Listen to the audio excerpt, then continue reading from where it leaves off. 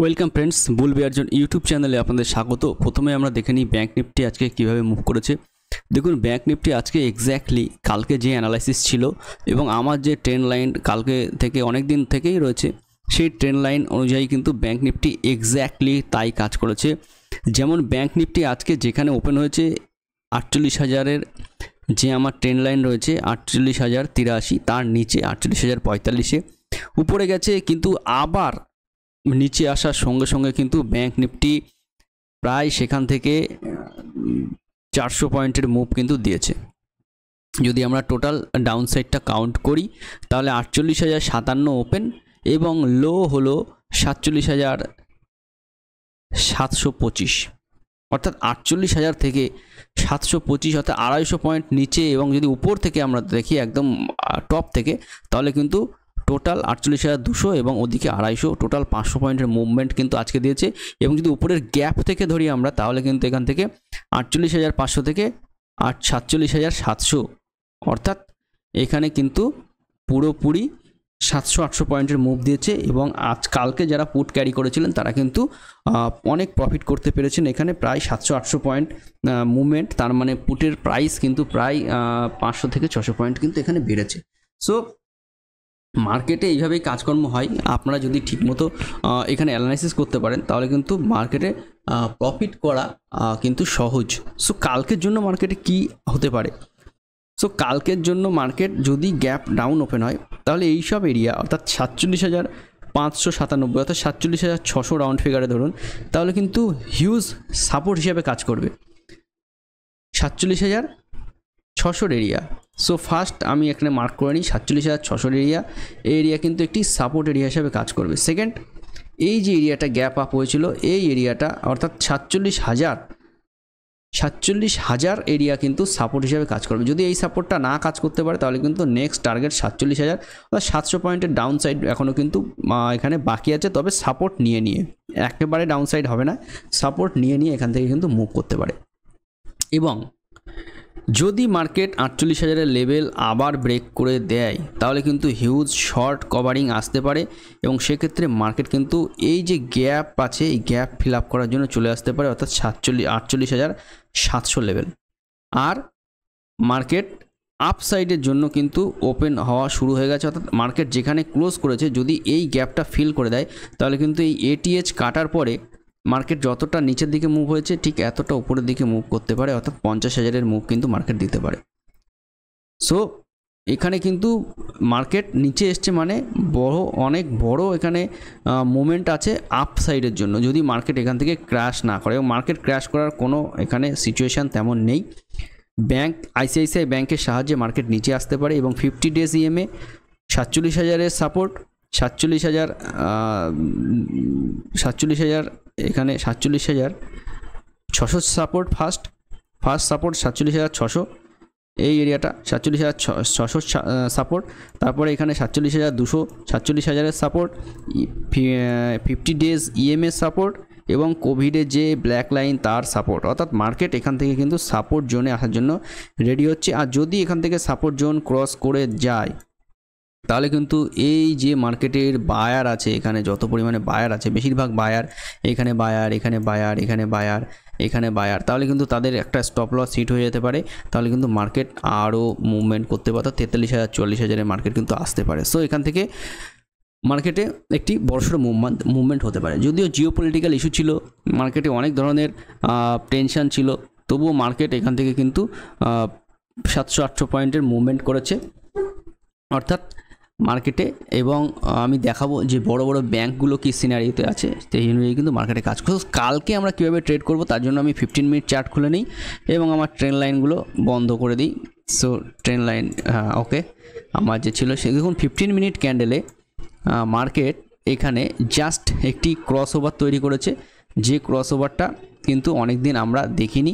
যেটা দেখেছিলাম জাস্ট এখানে একবার দেখেছিলাম এই যে 10টার সময় ওয়েডনেসডে 13 মার্চ। তারপর থেকে কিন্তু মার্কেটে পরপর রেগুলার মার্কেট যত আপসাইডে গেছে মার্কেটে সেলিং এসছে, আপসাইডে গেছে সেলিং এসছে, তারপরে বাইং এসছে এবং এখানে যখন ক্রস ওভার তৈরি হয়েছে মার্কেট কিন্তু তারপর থেকে আপসাইডে গেছে। সুতরাং এই ধরনের ক্রস কিন্তু মার্কেটে ভালোভাবে কাজ করে এবং আপনারা যদি দেখেছেন যে ক্রস বলতে আমি যেটাকে বোঝাচ্ছি, দেখুন 15 মিনিট চার্ট খুলে নিয়ে এখানে আপনারা ক্রস যদি দেখতে পান তাহলে কিন্তু মার্কেট সেখান থেকে আরও একটু ডাউনে যায় এবং ডাউনে যখন মার্কেটের দুটোর গ্যাপ যখন ওয়াইড হয় তারপরে কিন্তু মার্কেট সেখান থেকে বাউন্স ব্যাক করে এবং ক্রস তৈরি করে। ক্রস তৈরি করার পরে কিন্তু মার্কেট আপসাইডে যায়, ক্রস তৈরি করার পরে মার্কেট কিন্তু ডাউন সাইডে যায়, ক্রস তৈরি করার পরে কিন্তু মার্কেট সেখান থেকে আপসাইডে যায়। সুতরাং এটা কিন্তু একটি সেন্টিমেন্ট। সুতরাং মার্কেটে যেহেতু ডাউন সাইডের ক্রস তৈরি হয়েছে, অর্থাৎ 15 ডেজ ইএমএ যেটা আছে, 50 ইএমএ যেটা আছে, উপরের গ্রিন লাইন 50 ইএমএ, নিচের রেড লাইন হচ্ছে 200 ডেজ ইএমএ। সো যেহেতু এরা ক্রস তৈরি করেছে, চার্ট আমি এখানে বড় করে দিচ্ছি যেহেতু এখানে হেজি দেখাবে। সো যেহেতু ক্রস তৈরি করেছে, সো মার্কেট এখান থেকে কিন্তু যত বাউন্সে যাবে মার্কেট সেল আপে আসতে পারে এবং মার্কেট এখান থেকে সাপোর্ট জোনে সেল আপ সাপোর্ট নিতে পারে এবং সেখান থেকে আপসাইডে মুভ করতে পারে।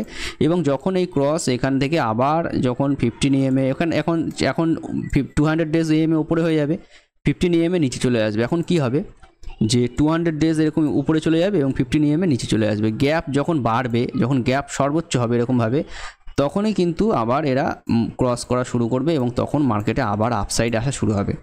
এখানে এরকমভাবে ক্রস করবে এবং মার্কেটে আপসাইড আসা শুরু হবে। সো তার জন্য ওয়েট করতে হবে। সো যেহেতু এখানে 15 ডেজ ইএমএতে ক্রস তৈরি হয়ে গেছে, সুতরাং আমাদের ওয়েট করতে হবে যে মার্কেট আগামী 2-3 দিন এখানে কীভাবে মুভ করছে, ভোলাটিলিটি নাকি সাইডওয়েজ না কীভাবে মুভ করছে সেটা কিন্তু আমাদের এখানে দেখতে হবে।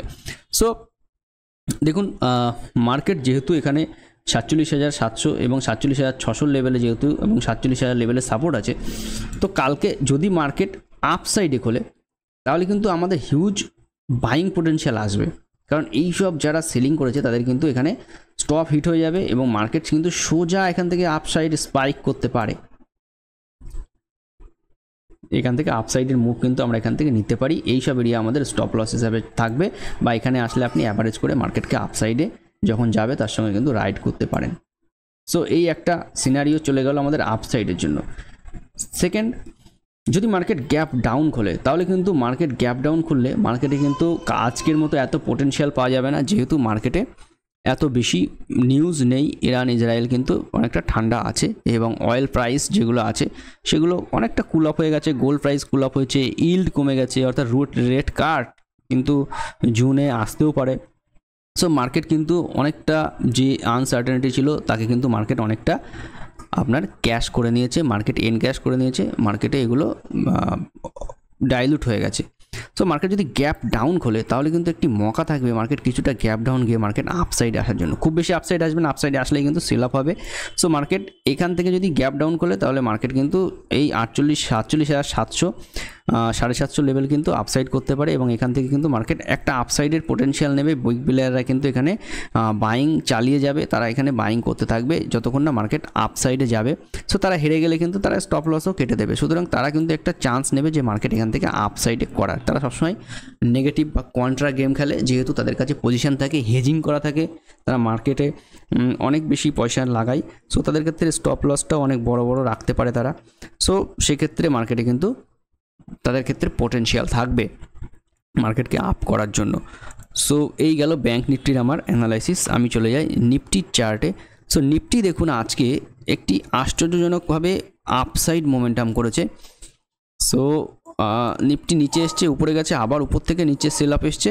সো নিফটির ক্ষেত্রেও তাই, কালকে যদি উপরে ওপেন হয় তাহলে কিন্তু নিফটি এখান থেকে আপসাইডে যেতে পারে। যেহেতু আপসাইড এসছে, এই ধরনের আপসাইড আসা মানে কিন্তু এখানে পোটেনশিয়াল বায়ারদেরই একটা সিগন্যাল দেখাচ্ছে যে মার্কেট গ্যাপ ডাউন হওয়ার পরেও এখানে কিন্তু বায়াররা এন্ট্রি নেওয়ার জন্য রেডি হচ্ছে। সো আপনিও কিন্তু কালকে যদি গ্যাপ আপ ওপেন হয় তাহলে কিন্তু এখানে বাইং করে যেতে পারেন এবং স্টপ হবে এই এরিয়াটার জন্য। সো মার্কেটে ভোলাটিলিটি থাকবে কালকে, যেহেতু এখানে মার্কেট অনেকটা গ্যাপ ডাউন খুলেছে আর এক্সপায়ারি কালকে আছে। সুতরাং প্রিমিয়াম কিন্তু কালকে অনেক পরিমাণে ডিকে হওয়া শুরু হবে। দেখুন এখানেও ক্রস তৈরি হয়েছে। সো মার্কেট যতই আপসাইডে যাবে, নিচে খুলে সেটা নিচের ক্ষেত্রে যদি মার্কেট গ্যাপ ডাউন খোলে তাহলে এই গ্যাপ ডাউন খুললে নিচে থেকে যখনই উপরে আসবে মার্কেট কিন্তু এইসব এরিয়া থেকে সেলিং জোনে আসা শুরু হবে, মার্কেট উপর থেকে সেলিং জোনে আসা শুরু হবে। সো মার্কেটে কিন্তু বড় সড়ো সেলিং আসতে পারে যতক্ষণ না এই যে ক্রস ওভার আছে 15 EMA এবং 200 ডেজ ইএমএ, যতক্ষণ না আবার এরা এইভাবে ক্রস করা শুরু হবে। আমি এখানে ছোট করেই দেখাচ্ছি, যদিও ছোট করে এইভাবে হয় না, তারা কিন্তু এইভাবে ক্রস করে উপরে উপরে চলতে থাকবে 15 EMA উপরে এবং 200 উপরে এবং মার্কেট তার উপরে। সো এগুলো হবে 15 EMAতে দেখুন এইভাবে মুভ করে, বড়সড়ভাবে মুভ করে। সো সেখানে ক্রস কিন্তু আসতেই পারে, সেখানে ক্রস আসা কিন্তু বড় ব্যাপার নয়। যেটা দেখুন এইভাবে, এই দেখুন মুভ এরকমভাবে করে এবং ক্রস এখানে খুব তাড়াতাড়ি আসে। 50 মিনিট ক্যান্ডেল যেহেতু, দেখুন এখানে ক্রস এসছে এইভাবে মার্কেট যখন নিচে এসছে, মার্কেটের সঙ্গে সঙ্গে এরাও নিচে এসছে এবং দেখুন 15 EMA এখানে ক্রস তৈরি করেছে এবং সেখান থেকে দেখুন মার্কেট আবার আপসাইডে কতটা পুল করেছে। সো যেহেতু এখন ক্রস তৈরি হয়েছে উপর থেকে নিচে, সো মার্কেট কিন্তু এখান থেকে বড় সড়ো ডাউন সাইডের জন্য আসতে পারে। সো আমি চলে যাই এখানে আমাদের ডিক্সি ইন্ডেক্স কী বলছে। দেখুন ডিক্সি থেকেই আমরা এখানে বুঝতে পারবো যে মার্কেটে এখনও পোটেনশিয়াল সেলিং সিগন্যাল আছে কিনা। দেখুন ডিক্সি খুব বেশি বাড়েনি। সো ডিক্সি মনে হচ্ছে এখান থেকে ডিক্সির কিন্তু একটি সেল আপ আসতে পারে। সো ডিক্সি রেজিস্ট্যান্স জোনের কাছে চলে এসে 6-এর কাছাকাছি। সো 6 থেকে সেলিং আসতে পারে এবং মার্কেট সেখান থেকে বাড়তে পারে। আবার যদি 6 থেকে ডিক্সি 6-এর কাছাকাছি গেল বা এখান থেকে যদি সেলিং জোনে আসে ডিক্সি এরকমভাবে নিচে, অথবা ডিক্সি যদি একে ক্রস করে যায়, তাহলে কিন্তু মার্কেটে সেলিং জারি থাকবে, সেলিং এখানে চলতেই থাকবে। সো 6-এর উপরে মার্কেটকে দেখতে হবে ডিক্সি ঠিকমতো কাজকর্ম করছে কিনা, ডিক্সি উপরের দিকে যেতেই থাকছে কিনা। যদি যেতেই থাকে সেল আপ কন্টিনিউ থাকবে। যদি ডিক্সি এখান থেকে কুল আপ হয়ে নিচের দিকে এরকমভাবে কনসোলিডেশন করতে থাকে, তাহলে কিন্তু মার্কেটের পোটেনশিয়াল আছে, মার্কেট আপসাইডে যাওয়ার জন্য কিন্তু রেডি হতে থাকবে। সো এই ছিল আমার ডিক্সি অ্যানালাইসিস এবং ডিক্সিকে কিন্তু আমি খুব মেজরলি অ্যানালাইজ করি, যেহেতু দেখুন ডিক্সি এখান থেকে একটি আপসাইড করে এখান থেকে কিন্তু ডিক্সি নিচে এসছে বরাবরের জন্য। এবার ডিক্সি এখান থেকে উপরে যাচ্ছে, এখানে আমার মনে হচ্ছে এখান থেকে ডিক্সি নিচে আসবে এবং এখানে কনসোলিডেশন করবে। আর যদি এর উপরে বড় বড় ক্যান্ডেল দিয়ে উপরে চলে যায়, তাহলে কিন্তু মার্কেটে বড় সড়ো ক্র্যাশ কিন্তু এখানে জারি থাকবে। যেরকমভাবে আজকে হয়েছে এরকম কিন্তু চলতে থাকবে মার্কেট অনেকটা 5% 10% কিন্তু ডাউনও চলে যেতে পারে। সো আমরা দেখে নিই আমাদের ব্যাঙ্কগুলো কীভাবে কাজ করেছে, তাহলে আমরা সেন্টিমেন্ট অনেকটা পাবো। এরা কিন্তু অনেকটা ওয়েটেজ রাখে আমাদের ব্যাঙ্ক নিফটিতে। সো এইচডিএফসি ব্যাঙ্ক যেটা আছে এটা কিন্তু খুব বড়সড় একটি ব্যাঙ্ক এবং দেখুন এইচডিএফসি ব্যাঙ্ক খুব একটি ভালো পজিশনে আছে এবং 15 EMA কাছে আছে, জাস্ট সাপোর্ট জোনে আছে। সরি, একটা আইসিআইসিআই ব্যাঙ্ক খুলে গেছে, আমি এইচডিএফসি ব্যাঙ্কের জন্য চলে যাই। তো এইচডিএফসি ব্যাঙ্ক হ্যামার তৈরি করে গ্যাপ ছাড়তে নিচে আসছে। সো এইচডিএফসি ব্যাঙ্কে ক্রস তৈরি হওয়া বা এখানে এইচডিএফসি ব্যাঙ্ক কিন্তু কনসোলিডেশন করবে।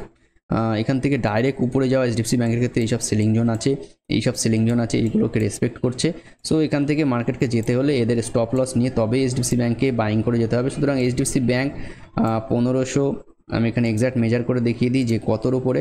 সো এইচডিএফসি ব্যাঙ্ক এখানে 1556, 1560-এর উপরে কিন্তু এইচডিএফসি ব্যাঙ্ক পজিটিভ। সো 1560-এর উপরে যদি এইচডিএফসি ব্যাঙ্ক যায়, তাহলে কিন্তু এখান থেকে পজিটিভ বায়াসের জন্য এখান থেকে ট্রেড করা যেতে পারে এবং সেক্ষেত্রে ব্যাঙ্ক 200 ডেজের উপরে চলে যাবে এবং এখান থেকে পোটেনশিয়াল যেটা আছে 15 EMA কিন্তু 200 EMA-কে ক্রস করার চান্সেস আছে। সো সেক্ষেত্রে কিন্তু পজিটিভিটি হওয়ার চান্সেস। সুতরাং আমার মনে হচ্ছে অপারেটর বা এসবের কিন্তু এই মুড আছে যে এখান থেকে এদের স্টপ লসটা নিয়ে তারপরে মার্কেটকে উপরে তোলার, তাহলে কিন্তু এই ধরনের জিনিস এখান থেকে আমরা পেতে পারি। সো আমরা যদি চলে যাই আইসিআইসিআই ব্যাঙ্কের ক্ষেত্রে, দেখুন পোটেনশিয়াল আইসিআইসিআই ব্যাঙ্কের ক্ষেত্রে নেগেটিভ আছে, যদিও 15 EMA সাপোর্টের কাছাকাছি চলে এসছে এবং এখানে একটা সাপোর্ট পাবে 1056-এর কাছাকাছি। সেটা যদি না পারে তাহলে কিন্তু আইসিআইসিআই ব্যাঙ্কে বড়সড় নিচের দিকে আসবে এবং সেক্ষেত্রে ব্যাঙ্ক নিফটিও কিন্তু সঙ্গে সঙ্গে নিচে আসতে পারে। সো আজকের ভিডিও এই পর্যন্তই। Thank you friends.